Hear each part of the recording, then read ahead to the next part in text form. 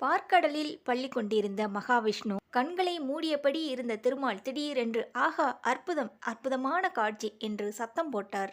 இதை பார்த்து புரியாமல் திகைத்த தேவியும் ஆதிசேஷன் இருவரும் அவர் கண் விழித்ததும் சந்தேகத்தை கேட்டனர். ஒரு நாளும் இல்லாமல் அற்புதம் என்று கூறினீர்களே, அதற்கு பொருள் என்ன என்று. திருவாதிரை நாளான இன்று சிவபெருமான் ஆடிய ஆனந்த தாண்டவத்தை என் ஞான கண்ணால் பார்த்து மெய் சிலிர்த்ததால் அவ்வாறு கூறினேன் என்றார். திருமால் ஆனந்த தாண்டவத்தை பற்றி சொல்ல சொல்ல ஆதிசேஷனுக்கு உடம்பெல்லாம் மெய்சிலிர்த்தது. இதை கவனித்த திருமால், ஆதிசேஷா, சிவனின் ஆனந்த தாண்டவத்தை பார்க்க வேண்டுமென்றால் பூ உலகில் பிறந்து தவம் இருக்க வேண்டும். நீ இப்போதே இங்கிருந்து செல் என்று விடை கொடுத்து அனுப்பினார். அவரும் பதஞ்சலி முனிவராக பிறப்பெடுத்தார். பதஞ்சலி முனிவரின் பல ஆண்டு தவத்திற்கு பிறகு திருவாதிரை நாளன்று இறைவன் காட்சி கொடுத்து, தில்லைக்கு வாரும், உமக்கும் வியாக்கிரபாத முனிக்கும் நடனமாடி காட்சி தருகிறேன் என்றார். சிவன் நடனமாடிய நாளே திருவாதிரை நாளாக கொண்டாடப்படுகிறது.